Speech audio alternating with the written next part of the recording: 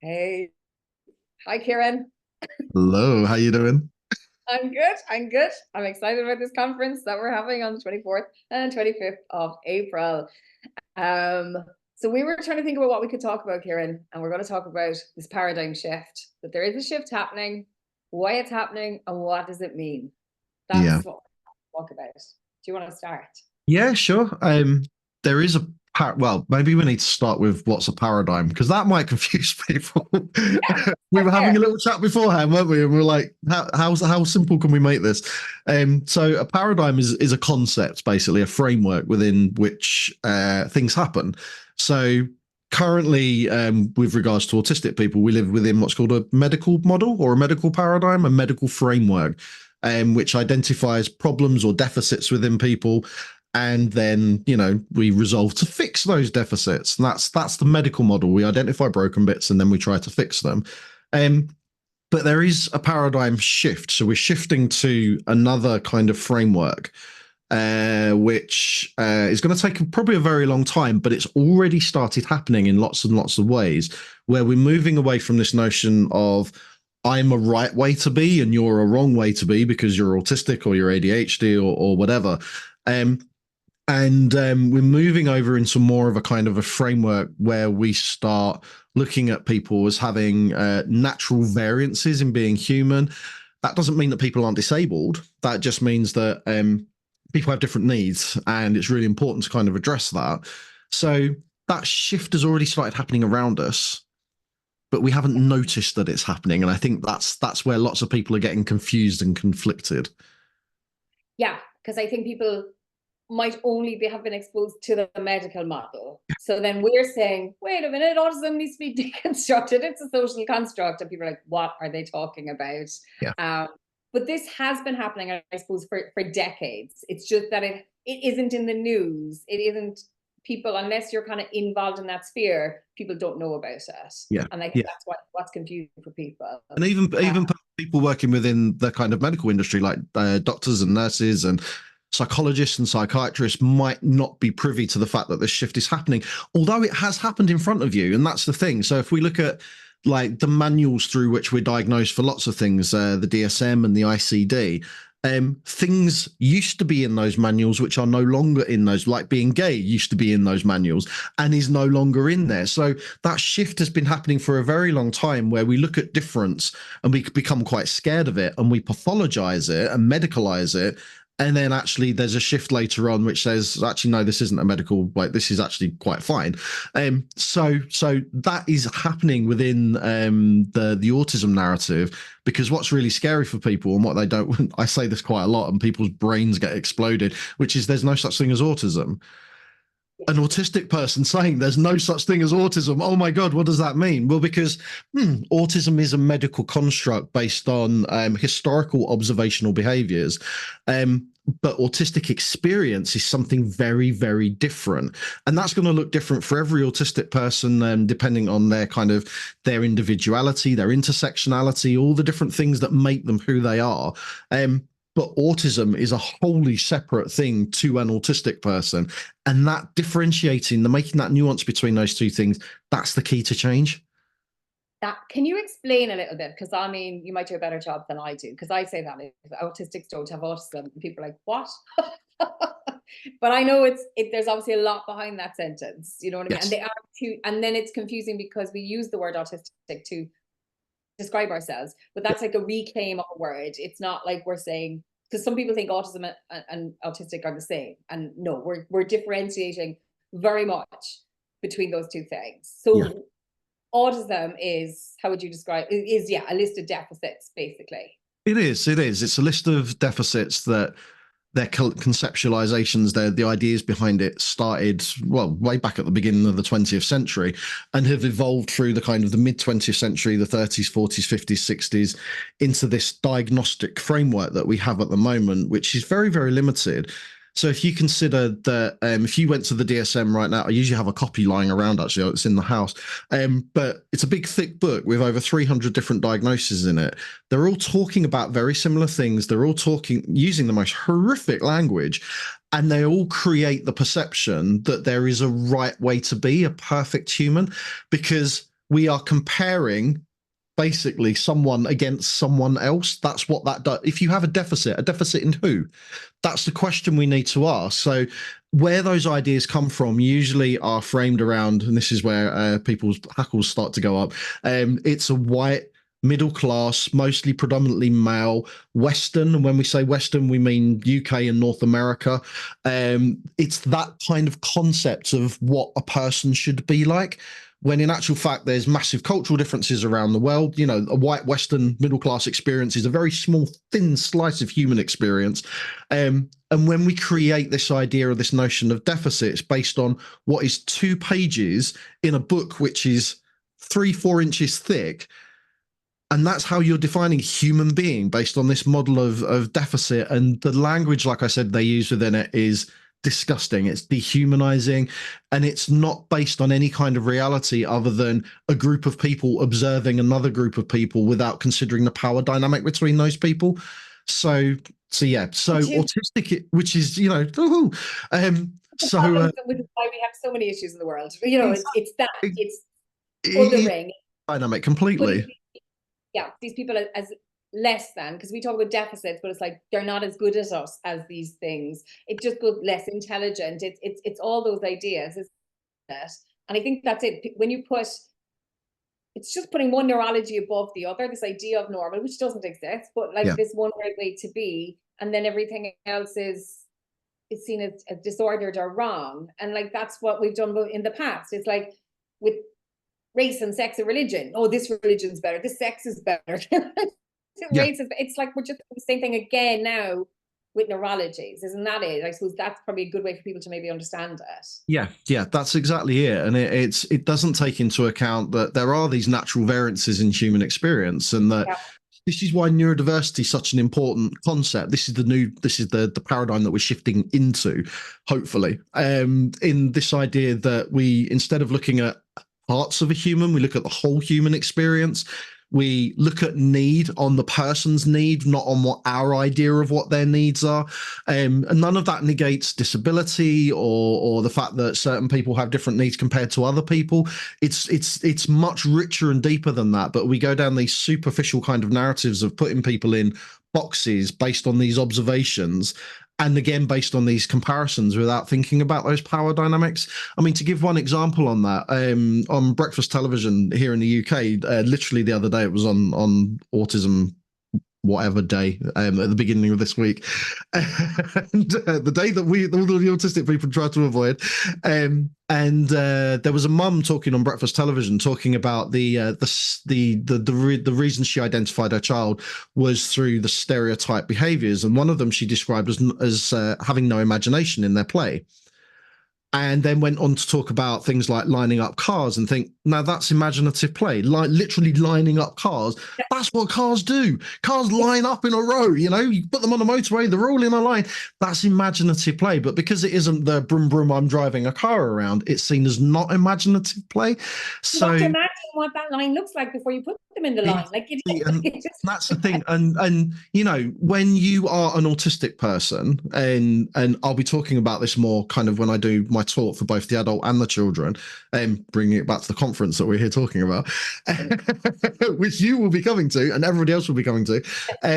I'll be talking about the fact that when you are an autistic person, whether other people know you're autistic or not, whether you know you're autistic or not, every aspect of you as a human being is up for some level of correction or pathologization.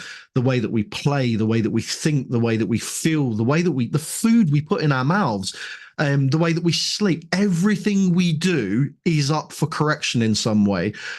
And that's a load but that's a real load to take on. You think about that messaging and what that does to you internally, and physically as well as psychologically. So, so this is why we need that shift, and this shift is happening. And we need this understanding that autism as a diagnostic construct is not the reality of autistic people as human beings. And we need to get back to seeing, you know, we've had this thing with the language and the labeling and, you know, person first and person with autism or autistic person. And actually the argument has been constantly for identity first language is recognize me as an autistic human being, not recognizing me as a person with this construct that you've created over here, which just basically calls me a broken person. That's the difference between those two ideas. That's really important, isn't it? Because people are often like, oh, don't label yourself. I don't see labels. It's like, there's nothing wrong with saying you're autistic. You're just really saying that I am a sensitive person and I've also had a whole lot of trauma in my life. People just don't understand what that means unless we break it down. Just to go back a little bit on the breaking down the medical model, because I think some people feel like we're saying, oh, autistics aren't disabled. That disability is linked to the medical model. Can you clarify that in like 3 words? No. Well, it's maybe 3 sentences if I'm lucky. So the way that we have to look at this is that there is no such thing as just an autistic person. That's the important thing to remember here. So there are well over 75 common co-occurring conditions that go along with being autistic. And also there's the different aspects of us as human beings as well. You know, the different things that make up our identity, where we're born, who we're born into, the family we're born into, how we're educated, our beliefs, what roles we play, all of those things feed into this. And that's called intersectionality. When these medical constructs are constructed, they do not take intersectionality into account. So they don't take into account different things that a person might have going on in their bodies and how that might interact with who they are, their different intersectional identities and things like that. So what we're talking about here is, if we step away from this construct of autism and we think about autistic experience, that might mean someone who's non-speaking. That might mean someone who's got co-occurring physical disabilities. That might mean all sorts of different things that are nothing to do with autism, but play a role in an autistic person's life. That's what we need to focus on. And then when we're talking about disability, we can think about, there are lots of barriers around autistic people. So that's that social model of disability, where if we address environments and things can improve for autistic people, but also for many autistic people, there are inherent disabilities within our bodies as well. Lights are always going to be a problem for me. Like, no one's ever going to switch off the sun or put a towel over it, or I wish you could. But, you know, it's always going to have a huge negative impact on me. So I'm always going to have to mitigate that with different things that help me with that. So, and that's going to look different for different people. So it's, again, taking that concept, that construct of autism as a medical kind of observable construct, throwing it in the bin and saying, who do I have in front of me and what are your unique needs? Yeah, which is, yes. Thank you. That's been, yeah. But that is it. It's about meeting the person, and that autism anyway isn't that this person needs these 3 things, but which is kind of the way that it is at the moment. It's like, well, if a kid is diagnosed, like, well, they're going to need speech and language therapy, they're going to need psychology, and they're going to need OT. That's not necessarily what that person needs, you know. And also, I suppose, the message we're trying to get out there, and what you'll be talking about at the conference, is the trauma we experience, which obviously interplays with sensitivities and all of the things. Do you know what I mean? It just really affects our lives. And I suppose that is it. It's like the medical model isn't serving us, and, you know, it's kind of looking at how society can do better by just, it's so simple, really, Kieran, isn't it? Like, just see us as human beings. Yeah. But the autism and the medical model, that paradigm that we're all living in, basically, or that sphere we're all living in, that's what the barrier is. That's the block. It's the dehumanization of that, yeah. Yeah. And that's it. And I think even a lot of autistic people don't realize how dehumanized we are through the medical model. Absolutely. Yeah. I mean, just even when people talk about sensory experiences, like, no one has just sensory experiences. They're sensory emotional experiences, or social sensory, cognitive emotional experiences. You know, it's all connected, but it's like we are just looked at in parts, which is quite grotesque, isn't it? Yeah, it is. There is a human tendency to compartmentalize people, when actually we are rich and complex and deep, and, you know, every experience is interacting with every other experience. Every aspect of yourself is interacting with and we can't take things in isolation from each other. We have to look at the whole part, the whole human. It's like that historical thing, you know, like where they cover up people's eyes, and then they give them different parts of the elephant, and one thinks it's a tree trunk because they're holding the legs, and one thinks it's a snake because they're holding the tail, and and actually they take their blindfolds off, and oh look, it's an elephant. There's a whole picture there. We're very good at talking about these things, but from a medical perspective, being aware of these things and actually utilizing this idea, this concept, is a very, very different thing. And that's the next step of that paradigm shift, that there is a cognitive awareness that this needs to happen in lots of places, but it's then taking that step when you work within very rigid systems and very old constructed systems that have been working in a particular way for a very long time, and all that money and experience is pumped into that, funneling down one way. And actually what we're saying is, no, we need to burn it to the ground and start again, because it's not really working very well for anybody, let alone the autistic people. Yeah, and that is it. And I think like we're trying to patch over lots of things at the moment, and that's just where we're at. But like, yeah, end goal is we need to actually just dismantle things and rebuild really properly, because they're all built on this foundation of someone is better than the other person. You know what I mean? Yeah. So that's effectively what, I'll be talking about that in my talk, but when I do my workshop, the talk is about pulling things apart, and the workshop's about how do we put it back together again. And that's where we need to be now. We need that constructive next step in, like, okay, we know that there is a massive problem now. What are we going to do about it, and what tangible steps can we take? Yes, because that's it too. People get afraid, I think, when we talk about dismantling something, because then it's like, what's left? But actually, there are lots of solutions and lots of steps that we can take. And autism is really good at providing those, because we're the problem solvers. Isn't that right? So many professionals feel disempowered as well. I know that so many professionals recognize the narratives that we're talking about here. Might not be fully grasping them, but they know that change is needed. But it's people become overwhelmed and scared by their lack of power to do anything about it. But there's always stuff that's within, even if it's the most tiny things. There's always stuff that's within our power to change, and all of that is then going to add up to much bigger change if we're all kind of trying to do our best to do the thing. If we're empowered to do the things that we can do, then we can change it for everybody. That is it. And it's like it's simple stuff. I know that's what it boils down to. You know what I mean? The solutions to all of this, they're not complex. Do you know what I mean? They're quite simple. It is see the person in front of you. Treat people as equal. It is make things accessible to people. Give people choices. Don't discriminate. It's that, but it's that's the thing. It's like, if we can get over the fear and people feel empowered, to just make this leap, then actually so many lives will be better. Yeah. And it's what we're asking is one of the hardest things that you can ask of any human being, which is to recognize your privilege. And privilege is not about, being rich or poor, or it can be about those things, but it's really about the things that we don't recognize as barriers because they don't impact us. But they might impact on other people, and we might play a role in creating those barriers completely unwittingly most of the time.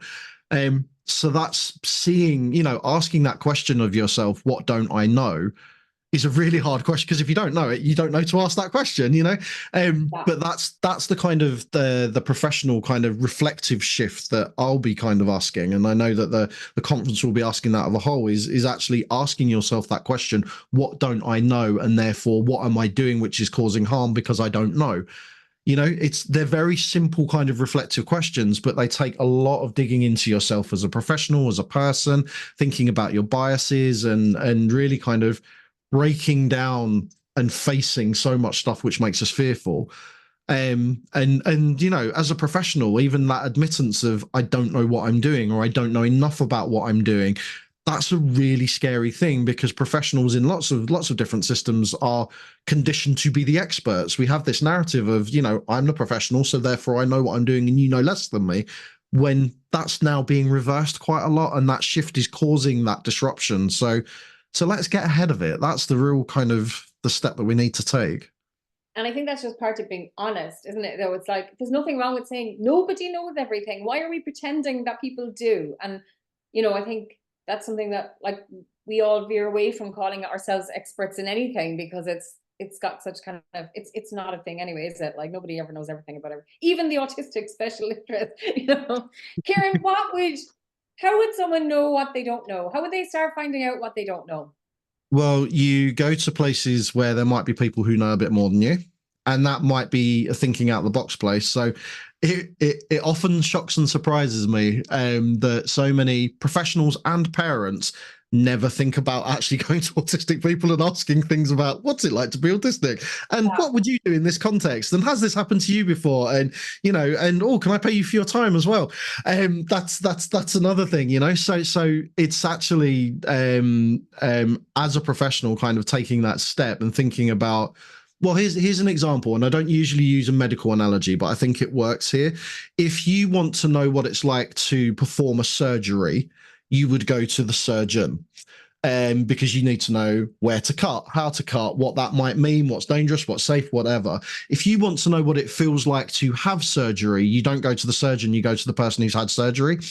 So in this context, if you want to know what it's like to be autistic, what that means, if you want insight into how your professional experience might clash with actually what autistic people need and where your biases are, then go to autistic people, and and I don't mean just grab the next nearest autistic person off the street, but there is a wealth of autistic professionals out there. There are a wealth of very experienced autistic people in many different fields. There are a wealth of autistic people who do recognize these narratives and are very good at deconstructing them and can help you and supervise you in that way. So none of this means that you're a bad professional or a bad practitioner or a bad person. What it means is you haven't got enough context, and context is king. So we need more context in order to be more informed, to make the right decisions, and to do the right thing by people. Yeah, and I think for parents as well, because I think a lot of times they just live within that medical model because it's like diagnosis, whatever, they get the information from these experts. They think these are the only people who know something about autism, and I think that's a huge shift, isn't it? And you hear how so many parents, I'm sure you've been running courses for a long time, Kieran, as well, and it's like they just, oh, this makes so much sense. You know what I mean? Because you can explain it from the inside as opposed to from the outside in. Yeah. Um, and I think that's it too. There's no shame in. This is part of deconstructing, though, isn't it? It's like letting go of shame, of not knowing. It's like there's nothing. We don't need to live in a world where we're all pretending to each other. Yeah. And You know. I think it's another thing that we're asking here for is collaboration, and collaborative practice is the key to informed practice. And that's any kind of mental health practitioners listen to this will reflective practice plays an enormous part of your roles. But if you don't know the answer to that question of what don't I know, and your supervisor doesn't know the answer to that question of what don't I know, then what's being missed? So when we collaborate, when we co-produce, when we work together, when we have a power with narrative rather than a power over narrative, that's when the real change starts to happen. Because you do get that insight, and that insight might be that unique person's insight into their own selves, but it also might be a unique insight into the narratives around that person too, which you might not be privy to because you're not part of, or you're an external factor in those narratives, or you're part of those narratives but aren't aware of the impact of those narratives on the people you work with or yourselves as well. And I think there needs to be a recognition here that autistic people, parents, and professionals are all being let down by not being informed well enough, by not being funded well enough, by not being supported well enough, and are being let down by these narratives, these historical narratives, which look through this broken and fixed lens without actually supporting you to recognize the whole human being in front of you. That's it, though, and yes, I mean that's the whole problem with the system is that people do not actually even have time. I find that professionals, they just don't have the time can't even think about what they don't know, or to where to go to find out where they don't know, and to actually break this down and have discussion. So I'm really glad that we'll have 2 days, Kieran, where people can do you notice how I smoothly brought us back to conference? Very slick there. But we will, but I mean, it is important that people are in that space as well, because being at a like real life event that's organized by Autistics, that has divergent presenters, that prioritizes and celebrates autistic lives, that's rare. Yeah. You know what I mean? That it's a rare experience. And we can talk and talk and tell people about us and how we communicate and how we do things. you just need to come to that space and see, you know what I mean? And see a sense of togetherness and community. You just don't really you don't experience, unfortunately, a No, lot. no. And it is that collaborative thing. I think that's quite autistic, isn't it? It's like playing alongside people. We're not in charge of anybody. It's non-hierarchical. Each other. So yeah, sorry. Yeah. Yeah, you froze for a sec. Yeah. Yeah. It's a non-hierarchical process. And I think the best way, like you said, for a professional to kind of engage with this and start to take these steps is to literally being in a space with empowered autistic people. That's the key to kind of making that step. And that was the key for both of us in terms of, accessing community and learning from that community and meeting people who are steps ahead of you in terms of understanding themselves, understanding the narratives, and being able to pick all this apart and put it all back together again. That's what's helped us most. And from a professional perspective, that's really important to have those role models and have that source of information that you can go to. So I would advise anybody that can be in person at this conference to get there. Yeah, definitely. It's going to be a fantastic experience. Kieran, thank you so much for chatting to me today. And I'm looking forward to seeing you in a few weeks' time. Thank you very much.